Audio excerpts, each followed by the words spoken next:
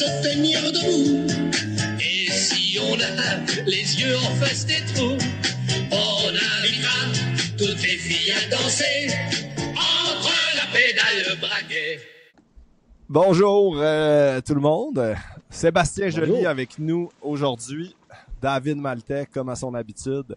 On est vraiment content de t'avoir, Seb.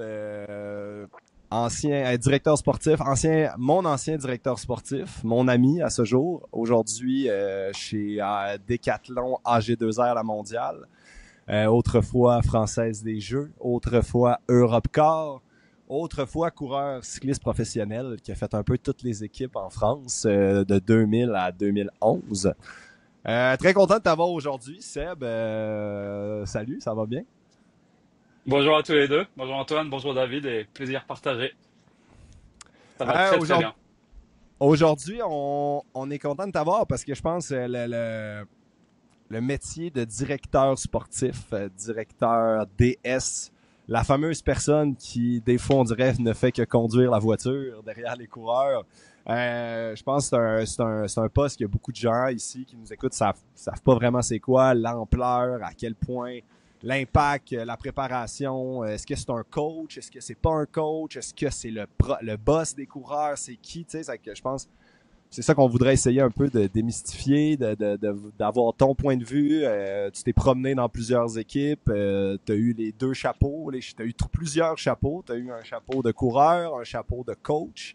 Maintenant, depuis une dizaine d'années, tu as le chapeau de directeur sportif. Puis maintenant, encore un nouveau chapeau encore plus pointu, directeur de la stratégie sportive. Ça fait que, ouais, j'aimerais ça un peu qu'on commence, tu sais, à quoi peut ressembler un peu une journée de directeur sportif. Là, je vois que tu es passager sur une course, mais de manière générale, tu viens de finir un Tour des Alpes avec beaucoup de réussite. Comment ça ressemble là, ta préparation pour une course comme ça, puis ton rôle dans la voiture? Pour rebondir sur ce que tu disais, je pense que c'est intéressant de se dire qu'il y a encore une quinzaine d'années de ça, le directeur sportif était un petit peu le coach, le manager sportif. Il suivait le coureur par rapport à ses entraînements, par rapport à la nutrition. Il donnait des conseils et aussi il était le directeur sportif en course. Et plus on avance dans le temps, plus on se professionnalise et plus il y a des intervenants maintenant extérieurs qui sont intégrés directement à l'équipe, bien évidemment, avec les coachs, avec les nutritionnistes et avec aussi les physios et naturellement le directeur sportif. Donc, de ce point de vue global, il est maintenant de plus en plus spécifique, vraiment dans plus le côté, comme son nom l'indique, le côté sportif. Ça veut dire que c'est beaucoup de travail déjà à l'intersaison, à la fin, quand on termine, quand on clôture la saison après Lombardie ou après la Guangxi, la course World Tour en Chine. Il y a des débriefs qui sont faits avec les coureurs. Ensuite, on fait des meetings et par rapport à ces réunions-là, on commence déjà à envisager des programmes de course. Et nous, au sein de l'équipe Decathlon H2R La Mondiale, on fonctionne par cellule. C'est-à-dire qu'il y a une cellule classique avec Julien Jourdi et Luc Rowe qui nous arrive d'Ineos. Une cellule Giro avec Luc Roberts qui arrive de DSM. Et une cellule Tour de France avec Cyril Dessel, Nicolas Guillet et moi. Et une cellule Vuelta avec Julien Jourdi. Voilà un petit peu comment on fonctionne. Et une fois Fait que là, qu'on a dit ça, on peut... vous avez vraiment des groupes qui se focalisent sur des types de coureurs, des types de courses précis pour aller chercher, comme toi, tu as dans ta tête ta cellule à toi qui est, mettons, le Graal, le Tour de France, puis ton autre groupe de courses. C'est que tu montes, vous êtes relativement souvent avec les mêmes types de coureurs. Est-ce que vous avez déjà un peu votre ligne de dizaines de coureurs pour ta cellule toi ou vos coureurs bougent beaucoup là-dedans? Alors, la cellule classique est un petit peu une cellule mixte parce qu'on retrouve des classiques même ensuite sur le Giro et Ouais. naturellement sur le Tour de France. Et par exemple, pour prendre le Giro, Luc Roberts travaille avec le même groupe, avec Sam Bennett depuis le début de l'année. Sam Bennett et Tord, notre coureur norvégien, son lanceur. Et il est épaulé avec deux autres directeurs sportifs, adjoints au sport et plutôt après un autre directeur sportif sur l'organisation, qui sont Didier Janel et Arturas Kasputis. Et donc ce noyau-là, sont très très souvent ensemble du début de saison jusqu'au Giro et vont travailler régulièrement avec les coureurs, mais aussi entre eux à faire des réunions, préparer les parcours. J'étais avec Didier justement la semaine dernière, comme tu le disais, autour des Alpes. À la fin du Tour des Alpes, il n'est pas rentré directement chez lui. Il a fait 2 jours de reconnaissance pour aller reconnaître certaines étapes du Giro, par exemple. Et ça, c'est un vrai travail de l'ombre. Ouais. Ouais, parce que je me souviens, Bon. moi, souvent, on voyait avant ça, surtout des arrivées au sprint, des arrivées techniques, quand on arrivait avant le départ d'une course, un de vous, un des DS, nous montrait une vidéo de sa voiture personnelle en accéléré, des 20 derniers kilomètres en fois 4, mais pour pouvoir zoomer, vraiment voir en temps réel à quoi peut ressembler l'arrivée, puis de pouvoir faire des points précis. Maintenant, c'est vraiment rendu, puis ça prend du temps. Là. C'est un détour des fois de 2, 3, 4 heures. C'est 3 heures de route sur le parcours pour pouvoir venir puis nous apporter, nous montrer ces détails-là. Là. C'est rendu plus que du crayon fluo sur une map, sur une map de 1955. Ouais, Dans une c'est reconnaissance exactement comme ça. ça, oui. Dans C'est une exactement ça. reconnaissance, Ouais. on va filmer la fin du parcours, on va prendre des notes sur les dangers tout au long du parcours. Qu'est-ce qu'on reconnaît à part ça sur une reconnaissance? L'idée d'une reconnaissance, c'est de filmer, bien évidemment, pour le directeur sportif qui le fait. Et ensuite, on travaille avec un logiciel qui s'appelle VeloViewer. Toutes les équipes World Tour et même Conti Pro ont ce genre de logiciel et sur lesquels ils mettent des points spécifiques de danger. Par exemple, quand on passe d'une route d'une 4 voies à une route un peu plus étroite ou même d'une route plus étroite à une route extrêmement étroite, où là, stratégiquement, ce sera très important d'être encore plus vigilant le jour de la course. La seule chose qui va nous manquer, c'est la largeur des barrières, où là, il y a seulement le jour de la course. On peut vraiment identifier ça. Mais ça, c'est pour ça que c'est important. Après, on a le jour de la course, souvent le coach, qui lui va être en avant-course et qui va nous donner des informations précises en nous faisant des photos et des vidéos par rapport à l'arrivée.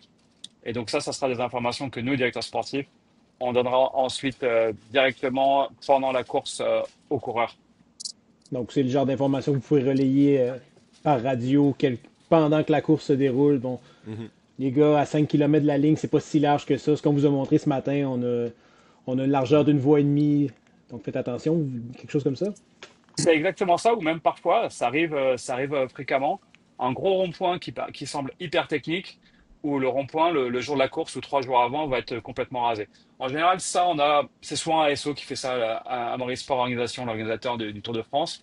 Ils le font régulièrement. On est informé en amont, et donc en amont, on est capable de leur dire, bon, ce rond-point, vous le voyez sur la vidéo, mais le jour de la course, il sera plus là, on pourra passer tout droit, ou ce genre de détails techniques.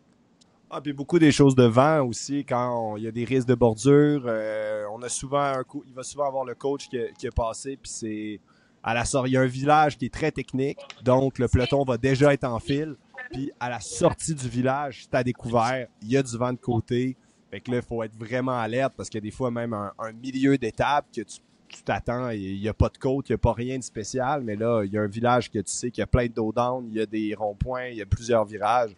Là, à la sortie, le peloton fait 1 kilomètre de long, puis là, il y a un vent de côté. C'est que si tu es en train d'aller chercher des bidons avant l'entrée du village, ben t'es fait. Là. C'est que ça, c'est des choses qui sont vraiment importantes. Il y avait pas on sentait pas le vent sur Vélo Viewer, mais là, c'est un champ de patates qui vient d'être rasé. Ça souffle, c'est vraiment plus découvert que ce qu'on pouvait voir. Donc, c'est des détails qui peuvent avoir des impacts vraiment vraiment important sur la course. Sébastien, comment est-ce qu'on gère On a parlé il y a quelques minutes du fait, bon, vous avez été entraîneur, directeur sportif, maintenant avec un rôle encore plus, disons, pour chapeauter tout ça. Comment on gère justement le fait que les postes se spécialisent et qu'il y a d'autres personnes qui font votre travail que vous faisiez avant? Tu sais, c'est un peu vrai dans tous les emplois quand on est promu aussi, là, mais comment on se mêle pas trop de la préparation physique des coureurs, mais qu'il faut quand même se renseigner, etc. Comment vous gérez ça?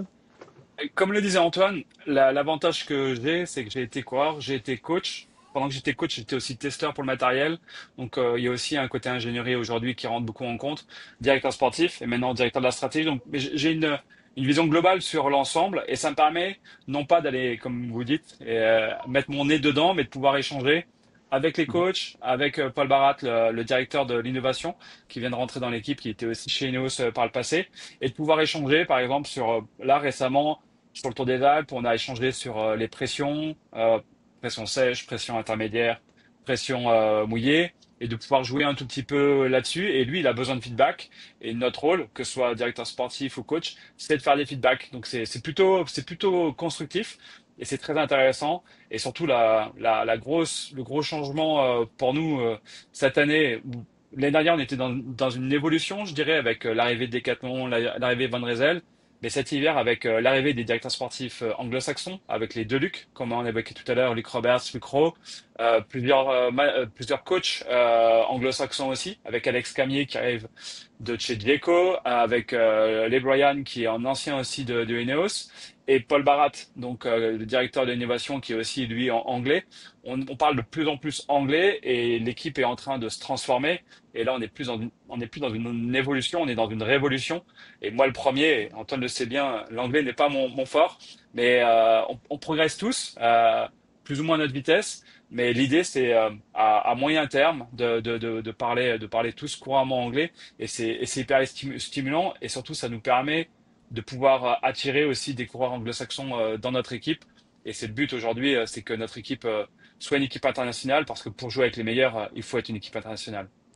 Puis tu sais, ça, je trouve ça intéressant. L'autre fois, on en a discuté entre nous parce que moi, je me souviens que c'était des choses que je discutais beaucoup avec Julien Pinault, qui était le directeur de la performance, avec le médecin de l'équipe, etc., quand j'étais chez Groupama. Puis, tu sais, je trouve qu'il y a un très beau dans ces équipes françaises-là qui avaient une personnalité, une réputation, qui avait tu sais, il y a peu d'équipes aujourd'hui dans le monde qui ont des noyaux si fort qui vient de la même place, que tout le staff était des anciens coureurs qui sont là depuis toujours.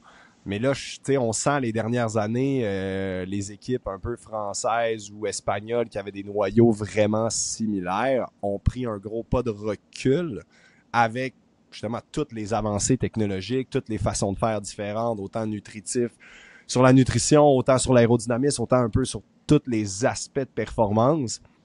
Puis moi, on avait souvent, même ensemble, on a souvent eu cette discussion-là tu sais, il y a des pays qui ont des forces. On sait que les anglo-saxons sont forts sur l'entraînement. Certains thérapeutes, les Australiens, ils ont des types de thérapie, de physiothérapie qui sont différents. Tu sais, il y a plein de pays qui ont des forces, puis de se fermer à dire, nous, on travaille juste avec les Français, qui ont, les Français aussi des forces.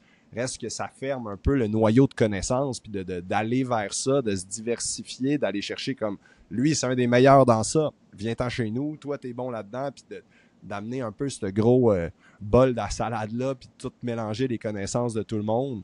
Mais je me souviens qu'on avait souvent eu, des fois, c'est difficile quand t'as une mentalité, puis un noyau très fort, d'avoir quelqu'un qui te dit, ouais, mais moi, je pense que c'est mieux faire comme ça, on devrait aller par là.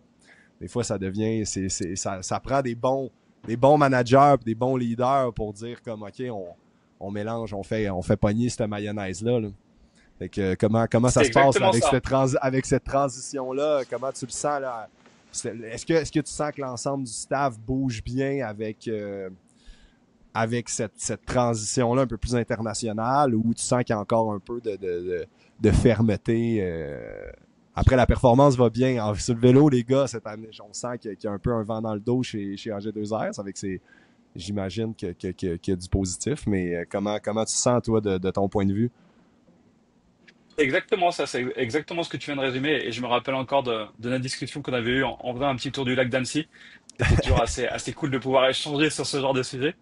Ouais. Mais c'est exactement ça. Et l'idée, justement, qu'on a ici chez Decathlon à H2R, c'est de garder notre ADN quand même, parce qu'on a quand même 30 ans d'expérience. Donc c'est 30 ans quand même à la française, en mode français, mais qui sont aussi on a une grosse culture.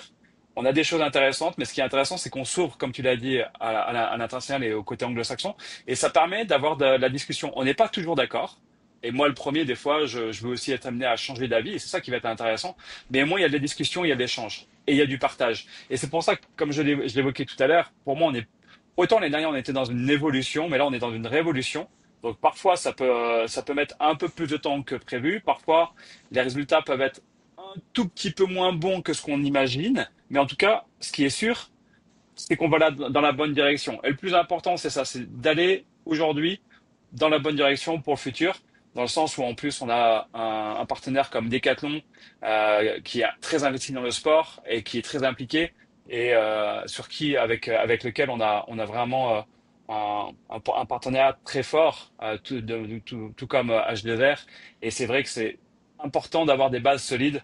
Et en tout cas, on tend vers la performance et vers l'ouverture d'esprit. Donc ça, c'est hyper intéressant. Et professionnellement et même humainement, ça nous permet de partager beaucoup de choses. Et aujourd'hui, il y a beaucoup d'équipes où tu ne saurais même pas dire leur nationalité. Les Deltrek, tu sais pas s'ils sont allemands, américains, Mhm. hollandais.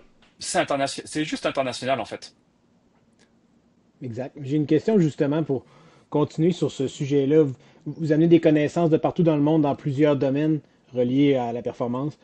Et on vous discutez justement, mais au-delà de la discussion, c'est ce choc des idées-là. Comment vous jugez le mérite d'une idée? Comment vous la testez? J'ai lu toutes sortes de choses au fil des années, sur des programmes de nutrition chez les Britanniques, par exemple, que certains coureurs testaient un peu, ou toutes sortes de choses comme ça.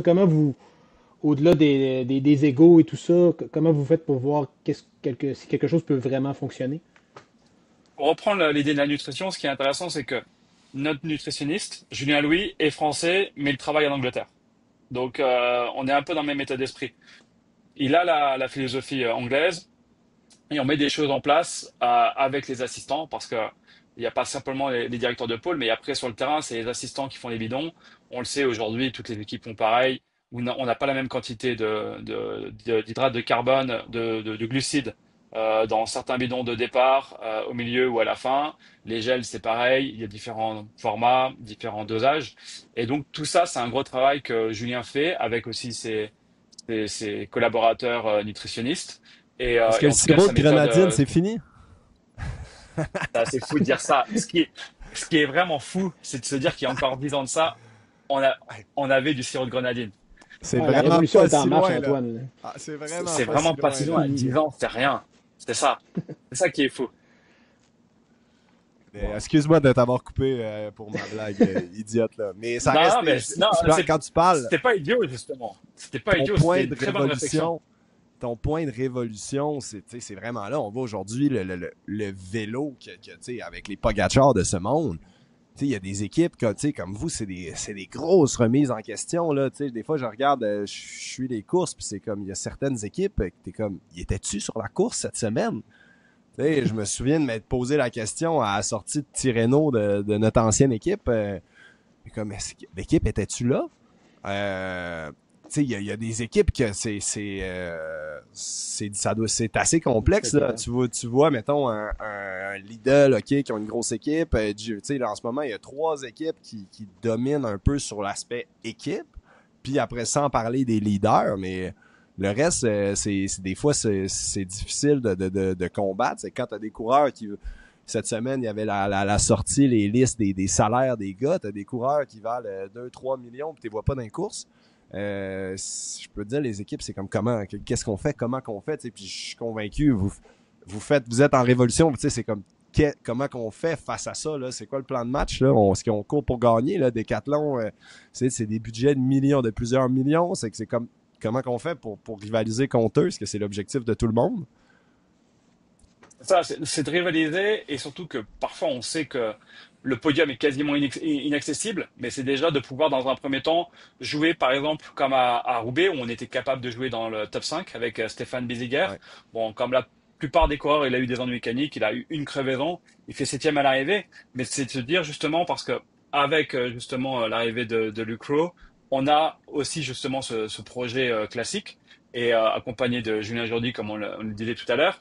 Et il y a vraiment un projet autour de ces deux directeurs sportifs avec un vrai groupe de coureurs de Flandriens. Et c'est un vrai projet avec par exemple, des reconnaissances sur les pavés à Roubaix dès le mois de décembre. Dès le mois de Mhm. décembre. Ce qu'on faisait rarement par le passé. Et ensuite, une course comme Denain, qui est un petit Paris-Roubaix. Le lendemain du Grand Prix de Denain, Stéphane Biziger, avec les jeunes, était aussi sur les pavés.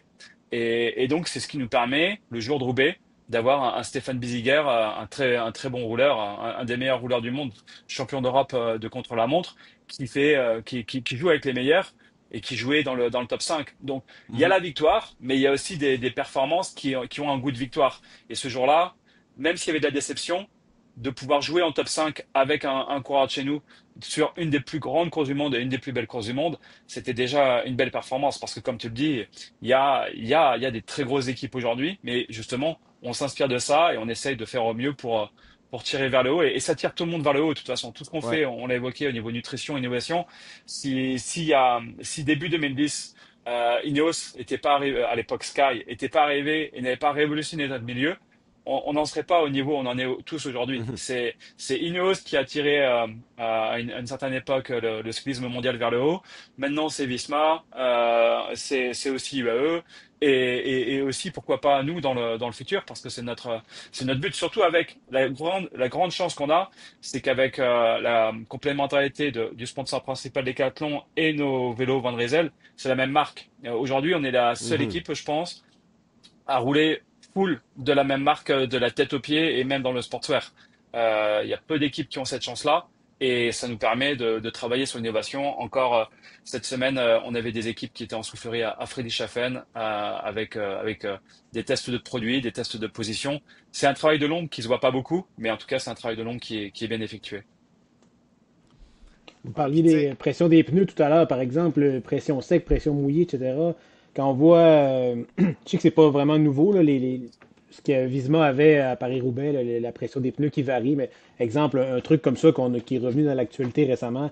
Vous, de votre côté, comment vous évaluez le potentiel de ça versus les risques de fiabilité ou le poids ou autres facteurs pour l'utiliser ou pas?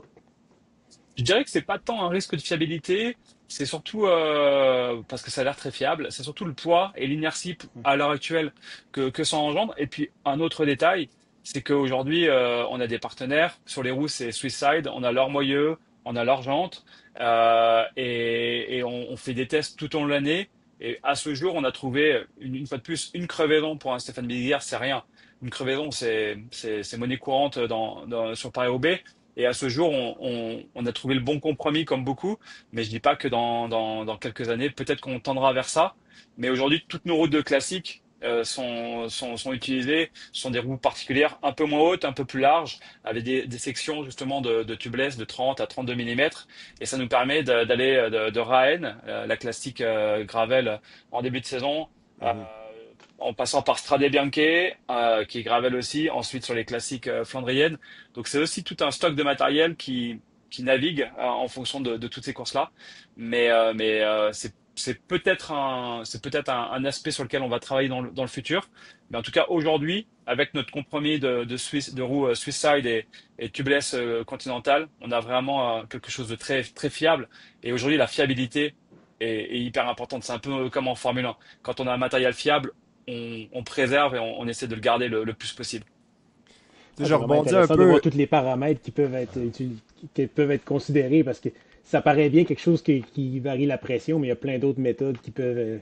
Puis quel est votre taux de crevaison finalement aussi? Il faut tout mesurer ça, c'est intéressant à entendre. Vas-y, excuse-moi Antoine. Puis tu sais, je rebondis sur quand on parlait tantôt, tous les chapeaux que tu as portés, ça rend ça vraiment, tu sais, je me rappelle quand je passais des fois chez toi, je voyais ton armoire avec tous les types de vêtements pour tout essayer. Puis tu sais, vu la connaissance puis ton background de coureur professionnel, puis d'avoir connu un peu, tu sais, tu as une sensibilité puis tu as une connaissance. Aujourd'hui, ça te met dans des... Tu sais, il y a des directeurs sportifs qui ont jamais été professionnels, il y a des directeurs sportifs qui ont jamais été coachs, tu sais, je suis certain que c'est des bons tacticiens, puis ça peut être des bons leaders, mais tu sais, toi aujourd'hui, d'avoir un peu touché à tout. C'est comme souvent, on voit des directeurs d'entreprise, des fils de directeurs d'entreprise qui ont joué à se promener dans tous les secteurs pour comprendre, avant de devenir PDG, de comprendre tout. C'est un peu ça aujourd'hui que tu as. Puis quand on dit de tester puis tous les paramètres, tu sais, Seb, il était chez lui, il testait les maillots, il testait les nouveaux vélos, il testait les nouvelles roues, il testait les trucs. Puis d'après ça, tu es capable d'avoir une compréhension du coureur aussi qui dit hey, ça va pas bien. Puis là, aujourd'hui, vous avez, je pense, la chance de travailler avec un commanditaire français qui est chez vous, que vous êtes capable d'avoir une proximité, j'imagine, plus facile pour après ça développer puis tester puis ajuster comme hey, ce produit X là ça fonctionne pas, il faut essayer, il faut aller vers ça, puis tu comprends quand les coureurs te parlent aussi là. Ouais, c'est assez incroyable, d'autant plus que Van Rysel a eu la puissance technologique d'arriver à créer un vélo haut de gamme en l'espace de 3 ans. L'année dernière, avec le RCR avec lequel on a débuté la saison. Ensuite, on l'a testé justement juste après Dunkerque, le RCRF, le fast, le rapide, qui était plutôt un vélo aéro qu'on a mis en circulation dès le Tour de France, qui a été qui était sous forme de proto et maintenant homologué. Enfin, il était déjà homologué, mais en tout cas maintenant sur le marché. Un très bon vélo de chrono et on continue perpétuellement à travailler comme ça et de toujours être un petit peu dans la phase de test comme on l'a fait après Dunkerque sur les pavés. Donc ça c'était au mois de mai avec Sam Bennett et je peux vous dire que quand Sam a vu le RPF-F et le RCR-F, il était comme un gamin à Noël. Donc un coureur, c'est aussi aujourd'hui très, très attiré par la performance et de pouvoir les accompagner de ce côté-là et d'être encore dans ce process-là. Et avec la connexion qu'on peut avoir avec Van Rysel, que ce soit sur les vélos ou sur le textile, comme tu viens de le dire, c'est hyper intéressant avec tout ce qui est combinaison de course, combinaison aéro, l'apport de l'aéro sur le textile, mais aussi sur le casque, sur les positions. Et c'est vraiment quelque chose de global. Donc c'est ce qui est intéressant chez nous et c'est ce qui fait qu'on arrive à progresser un peu plus rapidement. À quel point c'est important maintenant, ben, je me doute un peu de la réponse, mais c'est le support de l'équipementier, là, de sentir comme coureur qui pousse toujours que les partenaires sont toujours, pas seulement l'équipe, les nutritionnistes, et les entraîneurs, mais les partenaires, les commanditaires sont impliqués toujours pour amener, aller chercher les gains marginaux. Ça doit être un bon facteur d'attraction pour des futurs coureurs et de rétention aussi Ce qui est, dans ce milieu tellement compétitif-là. ce qui est fou, c'est qu'aujourd'hui, en fait, on n'emploie même plus le mot gains marginaux parce que tout le monde le fait. Ouais, ouais, C'est ça qui est fou. je suis En peu fait, à mode. de gains marginaux, c'est passé maintenant à la norme. Et le truc, c'est que si on le fait pas, on est en dessous. Donc, on est obligé de pousser là-dessus à tous les niveaux, d'avoir des réflexions. Et c'est ce qui rend le process hyper intéressant.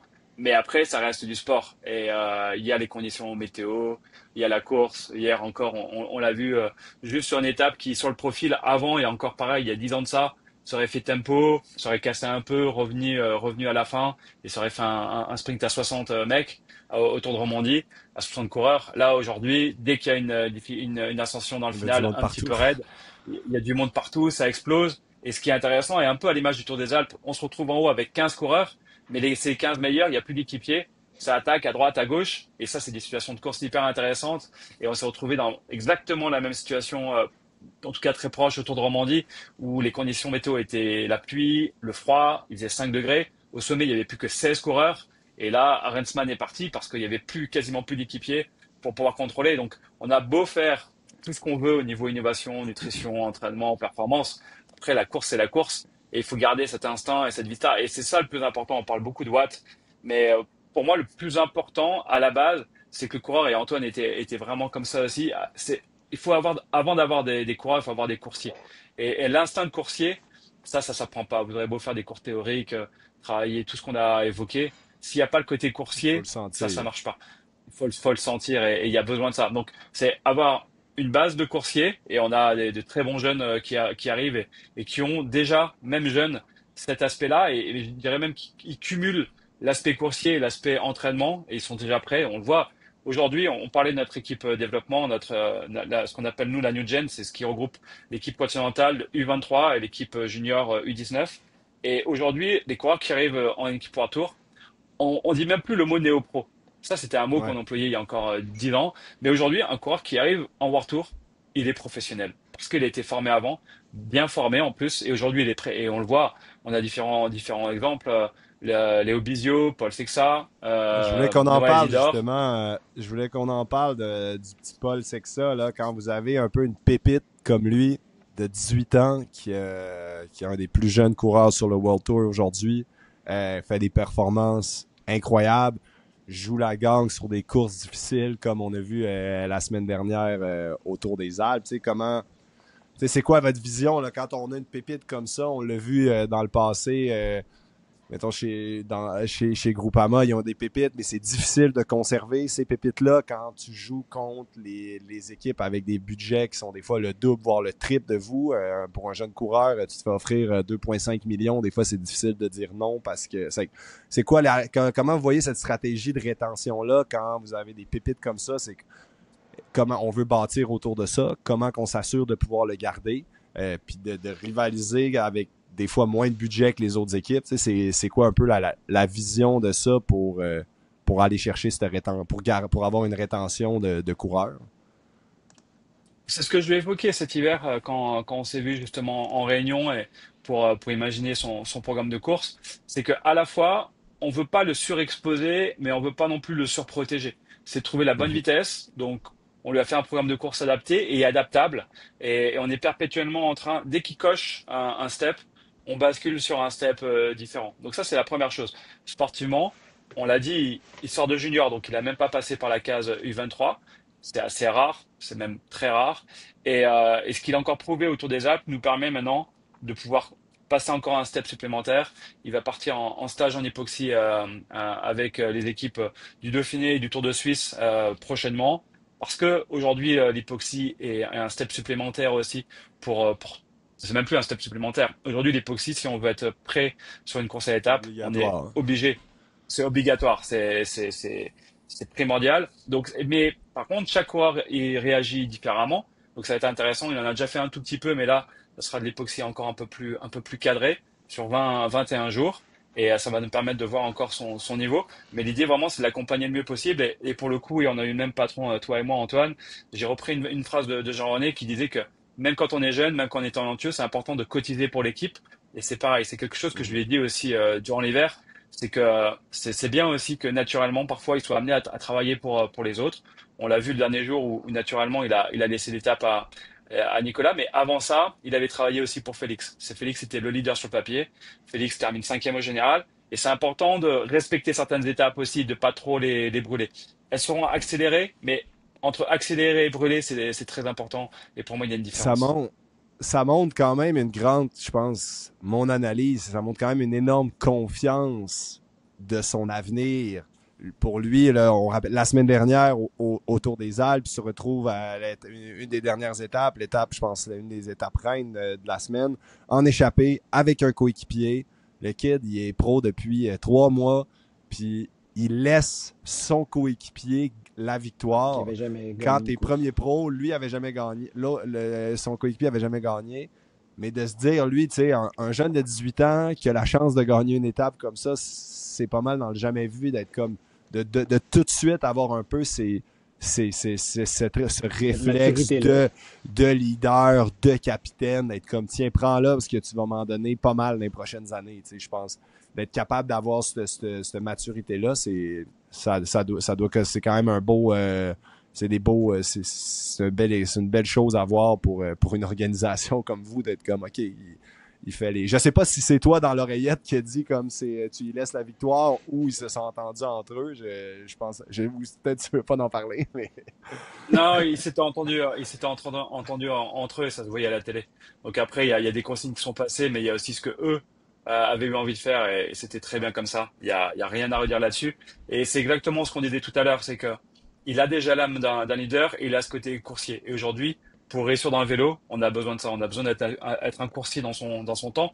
Et ce qui est vraiment bien, c'est que au sein de l'équipe, bien évidemment, on a Paul, mais on a aussi d'autres jeunes de qualité. On parlait de Visio tout à l'heure, qui est aussi un jeune qu'on prépare aussi de façon optimum, qui va aussi partir en altitude. Donc, c'est important aussi de pas se focaliser que sur Paul. Mhm. Clairement, comme tu l'as dit, c'est un vrai talent, mais il est pas le seul dans l'équipe. Il y a Léo, il y a aussi Rasmus dans les classiques, champion du Danemark, alors qu'il était U23 devant les professionnels. Donc, ça montre Mhm. aussi de belles qualités. Et on en a plein d'autres, et surtout on en a encore aussi d'autres qui sont dans la réserve. Je pense à Aubin, à Antoine Lotte. Enfin voilà, on a une grande chance par rapport à ça, c'est qu'on forme aujourd'hui les champions de demain. Ah, puis même des Félix Gall, vous avez quand même un groupe. Félix, il est pas vieux, ça reste encore un jeune coureur. Ça fait que, tu sais, vous avez quand même un groupe, vous avez de l'avenir encore devant vous. Là. C'est des belles choses à voir. On parlait là justement, est-ce que c'est vous qui avez dit, est-ce que c'est toi qui as dit à Paul, tu laisses ton coéquipier gagner, les fameuses oreillettes, à chaque année ces questions-là reviennent. J'aimerais ça qu'on démystifie un peu la fameuse oreillette. Qu'est-ce qu'on dit, qu'est-ce qui se dit pas, le rôle vraiment du directeur sportif.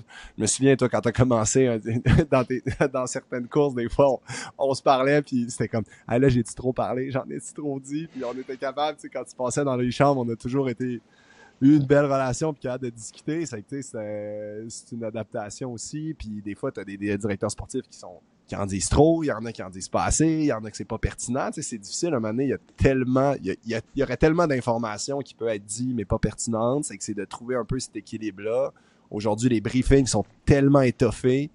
Fait qu'il y en a quand même un peu moins à dire. C'est que, tu sais, comment tu jongles, comment tu paces un peu tu gères ce que tu dis, ce que tu dis pas, ce que tu sens de sentir le moment. Tu sais, t'es dans la voiture, tu vois la télé dans ta voiture, mais t'es quand même pas sur le vélo, t'as pas tout le ressenti. C'est comment, tu sais, c'est quoi qui est dit en gros, là. Le plus important, justement, tu l'as évoqué, c'est que au sein d'une même équipe, on travaillera jamais tous de la même façon, mais que au moins les 8 directeurs sportifs puissent avoir un peu le même mode de communication, le même mode de présentation. Et ça, c'est quelque chose qu'on travaille actuellement, justement. L'évolution qu'on a évoquée tout à l'heure, elle se fait aussi de ce côté-là, que ce soit en anglais, en français ou en franglais, on peut dire. Mais le plus important, pour moi, c'est que déjà, un briefing ne soit pas trop long. Parce qu'un briefing de plus de 15 kilomètres, tu as été coureur, au bout de 20 minutes, on perd les coureurs. Et s'il y a trop d'informations, on sait même plus où donner la tête. Donc, à titre personnel, et ça, c'est intéressant ce que tu disais aussi tout à l'heure, c'est qu'aujourd'hui, je continue encore à travailler et à parler avec les coureurs. C'était le cas encore la semaine dernière autour des Alpes, à les sonder, à savoir quel est leur ressenti, et de rester sur un briefing entre 10 et 15 minutes pour être vraiment clair et concis. Et ensuite, à l'oreillette, c'est pareil. Si on parle plus de 30 secondes d'affilée, au bout d'un moment, le coureur, il décroche et retire l'oreillette. Quand j'étais Surtout coureur, quand par c'est exemple, dur. surtout quand c'est dur. Et c'est souvent dur aujourd'hui.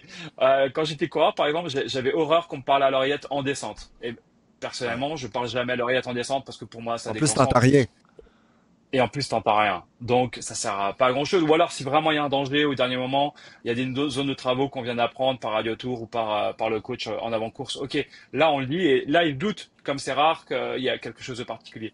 Mais après, je pense que les gens seraient assez surpris et ça démystifierait, je dirais, l'oreillette, de se rendre compte que finalement, souvent, l'oreillette, c'est les écarts, c'est le placement, c'est ce qu'on voit à la télé, c'est des encouragements en fonction de l'intensité de la course et en fonction de là où on se trouve dans le final.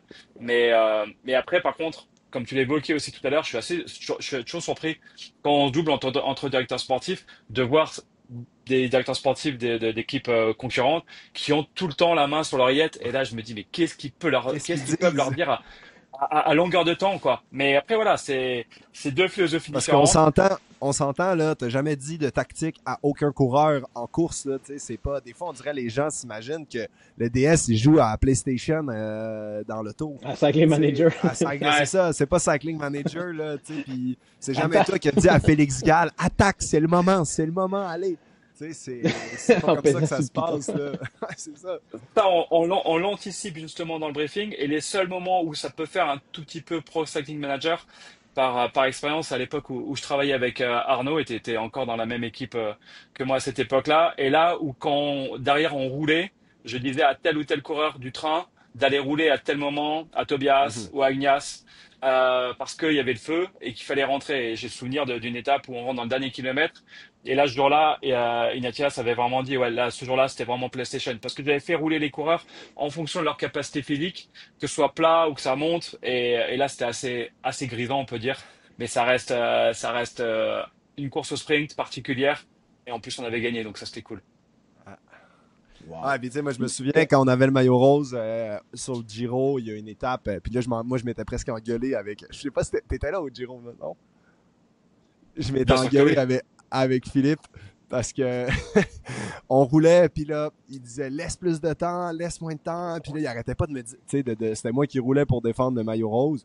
Puis là, moi, je chantais, puis il y a un moment qu'on avait pris, on avait bouffé quasiment 1 minute, mais c'était pas de ma faute, c'était les coureurs des autres équipes qui venaient sur les côtés pour aborder la descente, c'est que ça faisait que tout le monde accélérait. Puis là, je m'étais fâché, puis j'avais dit comme « Laisse-moi gérer les tabarnak! »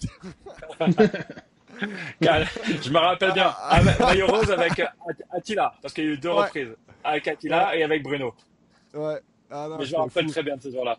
J'étais fou, mais tu sais, c'est que des fois, tu sais, il y a le directeur, il est pas. Lui, il voit tout ce qu'il voyait, c'était le temps qui descendait, puis on voulait pas, parce qu'il y avait des il y avait des buzz dans le final, c'est qu'on on voulait pas ramener trop proche, puis là, que ça lance des hostilités, on voulait garder un écart assez grand. Puis là, ça jouait, tu sais, on s'était fixé autour de 5 minutes, je pense. Puis là, ça descendait. Puis là, mais tu sais, moi, je le voyais. Tu sais, lui, tout ce qu'il voyait, c'était le temps sur la télé descendre. Il voyait pas comme tout ce qui se passait autour de moi. Puis là, moi, j'étais à fond déjà d'être au sommet, de devoir garder ma place au sommet d'un col. Donc, je mettais tout mon petit change. Ça fait que Et c'était. comme tu le dis aussi, parfois c'est à nous, directeurs sportifs, de canaliser aussi les émotions du coureur parce que Ben oui. quand on est maillot rose, c'est grisant, on a plein d'énergie, on veut bien faire. Et donc, je peux comprendre et je pense que j'aurais eu la même attitude que lui à ce moment-là. Oui, Donc, oui. ça reste assez logique. Mais après, voilà, ça fait partie de notre job et de rester dans la communication et d'arriver à se parler clairement. C'est pour ça aussi que souvent, on demande et on désigne un capitaine de route qui nous permet d'avoir une bonne communication. Là, c'était le cas autour des Alpes, c'était Nicolas, par exemple, Nicolas Mhm. Prodhomme qui gagne la dernière étape. Et en gros, c'était un peu ma tour de contrôle dans le peloton. On parle avec tout le monde, mais c'était lui qui était la communication privilégiée avec moi pour donner les informations par rapport à la course. Comment vous, justement, faut quand même que les messages, que l'information se rende aux coureurs, mais faut qu'il y ait différentes personnalités. Comment vous gérez ça, justement, ben, je me rappelle sur Netflix, je sais que c'est peut-être pas toujours hyper réaliste, mais on avait Ben O'Connor chez vous qui, quand il était largué, criait fuck dans le micro. Tu sais, comment on gère ça, le coureur qui est à l'effort, qui prend le temps de jurer dans le micro, pour essayer de le calmer. Il y a un petit rôle psychologique aussi, non? Le plus important, c'est d'être hyper calme. Et c'est pas Mm. chose facile parce que bon, maintenant on est deux directeurs sportifs sur les courses importantes, donc on a un de nos collègues qui pilote. Je dis bien qui pilote, hein. C'est pas qui conduit parce que c'est vraiment du pilotage. Les voitures, ça frotte, ça va vite, ça monte, ça descend. Mais quoi qu'il arrive, c'est de rester calme. Même si au fond de nous, on n'est pas calme, c'est de donner l'impression d'être calme parce que si au micro, vous donnez la sensation d'être stressé ou autre, c'est amplifié à l'oreillette et dans l'effort par le coureur et il le ressent. Et l'idée, c'est d'arriver à amener des bonnes énergies et d'arriver à trouver la bonne balance entre trop calme, où le mec il dort carrément au micro et ça c'est pas bon, et le mec surexcité. Donc tout est une question d'équilibre, je dirais. Mais Comme un peu ça, être parent. pour le coup, C'est comme être parent, Dave. Quand ah, ton enfant est en Ouais, crise, si tu je voulais cries, pas le c'est dire, ça. mais plus que tu cries, plus qu'il plus va ça crier, marche pas, ça moins il marche va pas du vouloir tout. s'habiller. C'est ça. Par contre, Même si on par n'est pas contre, calme, ouais, c'est vraiment, je Ouais. comprends. c'est ça, c'est exactement ça. Et par contre, le plus important, et j'ai eu une expérience il y a un certain temps avec un coureur qui avait été on peut dire, émotionnel dans l'oreillette. Je suis monté dans le bus, déjà, il s'est excusé une première fois. Et après, ce moment du massage où je suis allé le voir, je lui ai expliqué que, OK, avec moi, ça passait une fois, mais pas deux, qu'avec d'autres directeurs sportifs, la façon dont il avait été, ça serait peut-être pas passé. Donc voilà, l'idée, c'est d'être pédagogue et de ne pas enfoncer le coureur. Ça sert à rien. Si moi je réagis comme lui avait réagi, ça aurait pas été bon. Ouais, parce que, tu sais, je veux dire, c'est sûr qu'un coureur plus émotif, ça peut être plus difficile à gérer, mais c'est la passion aussi. Ça peut avoir des avantages aussi d'avoir un gars comme ça dans son équipe. Ça doit être c'est ça, toujours un bon défi de challenge, de calibrer ça, en effet. Puis Ah, et tu puis il sais, y a, il y a, il y a, il y a il y a une chose que le grand public se rend pas compte, c'est l'adrénaline qu'il peut y Mhm. avoir dans un ouais. peloton. Et ça, Antoine Ben, c'est ça. pourrait bien en parler. Et je crois que ce qui imagine le mieux les choses, c'est quand avec Velon, vous avez les caméras embarquées dans un final de course, quand vous voyez comment ça frotte, ça crie et tout, là, ça permet de comprendre l'état d'esprit d'un coureur. Et même si pour moi le poids des mots est important, il y a des mots aujourd'hui que j'emploie le plus poids des dans un mots. briefing. Non, le poids des mots, c'est important. Le poids des mots. Non, mais je veux dire, je Ouais, vais les donner bons un mots. exemple. Le bon mot, on a souvent entendu il y a quelques années le mot guerrier, on va à la guerre. Non, aujourd'hui, il faut rester humble On est en Europe, aux portes de l'Europe, il y a une guerre en Ukraine. Et aujourd'hui, on peut pas dire qu'on va à la guerre parce que c'est pas la réalité. Mhm. C'est pas des, pour moi, c'est pas des guerriers, c'est des coursiers. On va pas à la guerre, on peut aller ouais au contact ou autre, mais enfin voilà. Pour moi, le poids des mots est hyper important et la façon dont on emploie les mots, qu'ils soient en français ou en anglais, pour moi, c'est hyper important et c'est quelque chose sur lequel je travaille aussi de ce côté-là avec les directeurs sportifs. Puis tu sais, c'est un autre point, je trouve c'est important, c'est vraiment intéressant ce que tu dis, puis de comprendre, tu sais, le directeur sportif, c'est aussi, tu sais, quand c'est la figure un peu d'autorité responsable sur les courses quand on se déplace. C'est pour les coureurs, c'est lui le boss, c'est lui au top de l'organigramme sur les courses. Puis c'est aussi son rôle. Il y a un rôle de leader auprès du staff et des coureurs. Puis il y a aussi, c'est lui, à chaque soir, je me souviens, il y a le directeur sportif, il y en a qui le font plus que d'autres. Seb, c'était un de ceux qui était très proche des coureurs, puis il avait vraiment une grande sensibilité. Mais tu sais, à chaque fois, tu passais dans chaque chambre des 8 coureurs.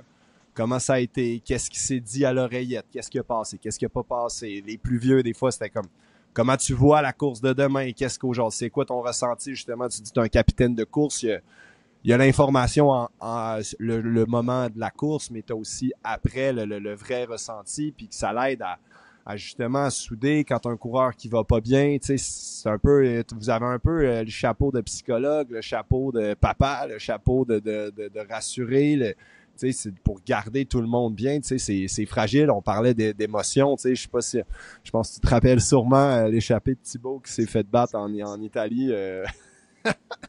Qui a définitivement perdu son sang-froid dans une course avec un jeune Colombien espagnol qui voulait pas passer ses relais avec lui. Euh, tu sais, quand un coureur comme ça, tu sais, ça doit être vraiment dur parce que tu mets tellement d'énergie en tant que coureur pour tes objectifs. Quand tu es un leader comme Thibaut, tu as une pression de tous, une pression des leaders, une pression des fans, une pression des commanditaires. Puis tu sais d'être là puis quand ça se passe pas, tu sais il y a jamais rien qui se passe comme on veut en fait en course. Ça fait que c'est d'être capable de rester calme puis des fois c'est difficile. C'est que le rôle du DS de réussir à contrôler une bête sauvage comme ça, c'est quand même c'est quand même pas facile. L'adaptation, exactement. Et Ouais. comme tu le disais, de façon générale, pour moi, avant justement, parce que beaucoup pensent que justement le directeur sportif, c'est, comme tu l'as expliqué, c'est le directeur qui donne les ordres et tout, mais avant de donner les ordres, pour moi, la plus grande qualité d'un directeur sportif, c'était l'écoute, et l'écoute active, de savoir se poser. Par exemple, la semaine dernière, ce qui était cool autour des Alpes, c'est que les étapes arrivaient très tôt, et donc on avait beaucoup plus de temps que d'habitude pour arriver à l'hôtel. Et j'aimais bien prendre un peu de temps, laisser en sorte que les coureurs soient massés. Et j'allais par exemple dans la chambre de Nicolas et Geoffrey, qui étaient en chambre ensemble. Et à ce moment-là, on prenait même encore un peu plus de temps. Et il y avait une discussion à trois. Mais avant de parler, j'ai écouté. Et ça permettait aussi de mettre en place des stratégies. Ce qui nous a permis de mettre en place la stratégie aussi du lendemain quand on part à deux, où je prends un risque en esselant Félix, qui était cinquième au général. Il n'y avait plus qu'un seul coureur, c'était Ilian Baroumi, mais qui était en plus un jeune coureur. Et, euh, et on voilà, on savait qu'il était possible qu'il puisse pas le suivre tout le temps parce qu'à la fin c'était dur, mais c'était à un moment donné un risque calculé de se dire si on veut gagner l'étape demain, partir à deux c'est toujours mieux que essayer de partir tout seul. Et en plus quand on voit derrière que le Bora revenait fort, je pense que ce jour-là c'était ce qui a fait la victoire et en plus le doublé, mais c'était le fait que collectivement on était les deux devant.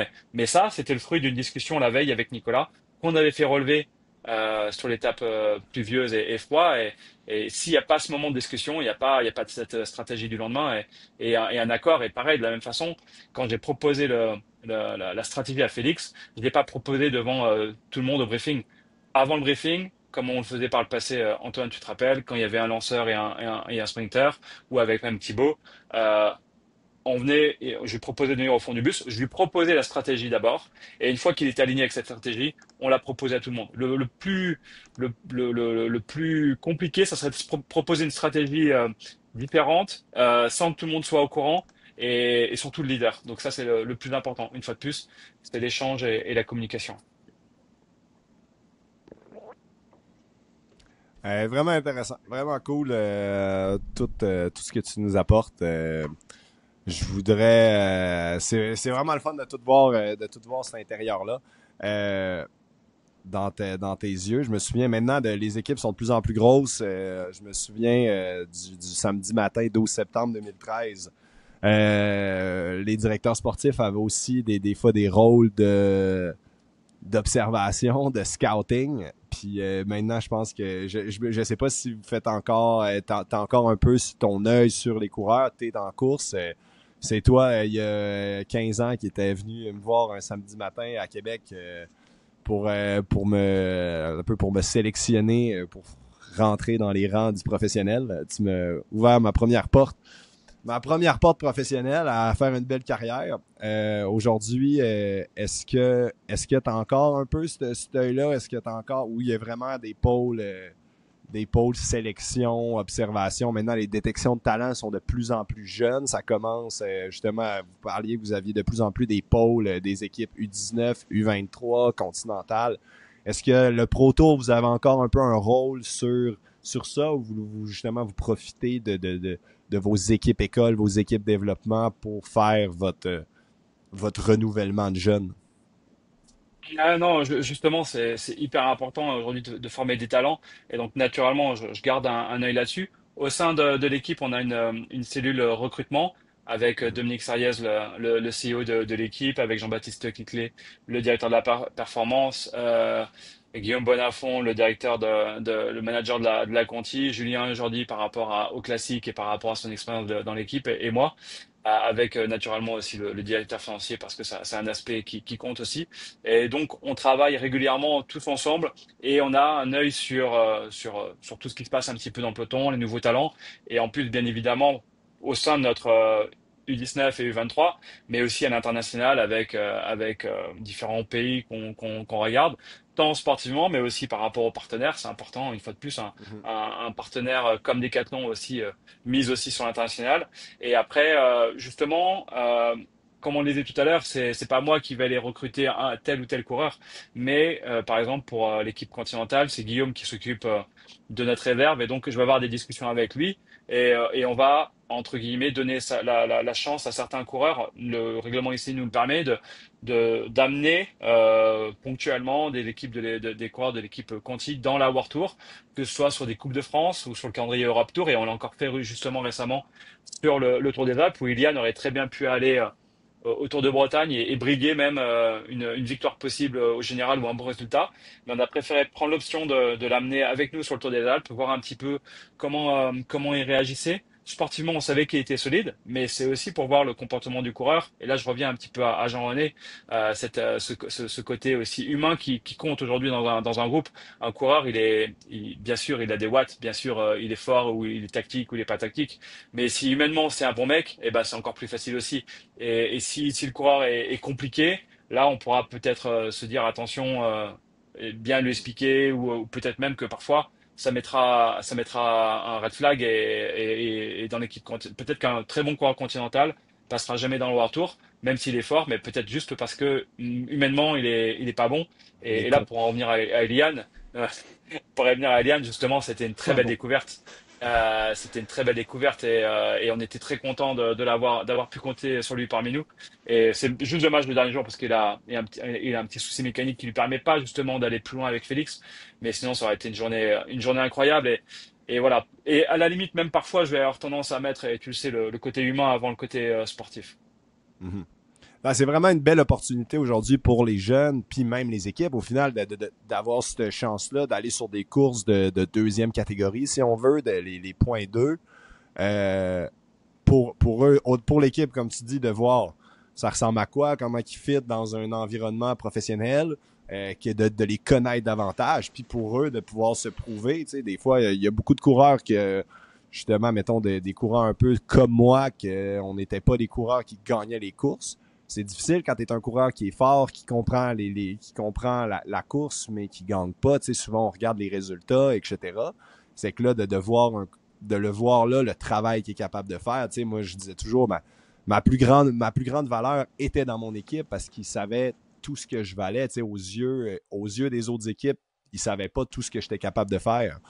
Parce que, tu sais, ça fait d'avoir cette chance-là pour vous, ça vous permet aussi de découvrir des équipiers, ça en prend. C'est beau des pépites, mais il y a pas mal plus d'équipiers dans une équipe qu'il y a de leaders. Fait que c'est quand même important. C'est une belle façon de justement découvrir des bons travailleurs, des bons humains pour former ça. Donc, très bien. La valeur de la valeur de ProCycling Stat, elle vaut pas pour tout, hein, comme tu dis. Non, c'est C'est ça. très C'est ça. intéressant, mais J'aurais humainement jamais et été sportivement. professionnel sinon, je pense. Mais Sébastien, merci vraiment là. Ça fait, je vais pas te garder plus longtemps. Les coureurs risquent de bientôt arriver en plus, de bientôt arriver dans l'autobus. T'es à quel Euh, endroit, Sébastien? T'es dans le fond de l'autobus, je pense, pour ceux qui nous écoutent seulement en audio, mais c'est sur quelle course? Ouais, sur le Tour de Romandie, en Suisse. Ok, ouais. Parfait. Merci beaucoup de ton temps, Sébastien. Merci pour tout. Merci pour tout ce que tu as fait dans ma carrière. Comme on disait tantôt, tu m'as ouvert la porte chez Europcar. Tu m'as fait rentrer chez FDJ. Tu m'as fait rentrer sur le Tour de France. Merci pour tout. Très hâte de te voir. On va peut-être se croiser dans les prochains mois. Merci. Bonne chance dans ton nouveau poste de directeur de la stratégie sportive. Et sont très chanceux de t'avoir. Moi, j'en profite aussi pour tout le monde vous inviter le 17 mai. Je fais une ride pour le fun. On va aller voir le parcours du Grand Prix de Montréal. On va essayer de s'amuser, voir comment à la vitesse on est capable de la monter. C'est que 17 mai, une ride Argon 18 Écoille. Écoille nous donne des belles lunettes à tous ceux qui s'inscriront sur l'événement sur ma page Facebook Antoine Duchesne. Donc 17 mai au bureau d'Argon 18 à 9h. Allez voir les détails sur ma page, puis on se voit bientôt. David, merci Est-ce encore. qu'il va y avoir. Merci, et merci à Sébastien. Est-ce qu'il va y avoir une ride à Québec aussi pour les gens isolés? Les gens isolés de Québec, pour le moment, c'est pas prévu. On va faire des choses. Oui, on va peut-être venir faire un tour aussi à Québec avec les Grands Prix dans les prochaines semaines. Puis sinon, À suivre. les rides Écoille Argon pour le moment sont pas prévus à Québec. Peut-être dans les Laurentides, par contre. OK, bon. On met de la pression. La pression, ça va venir de moi et ma famille.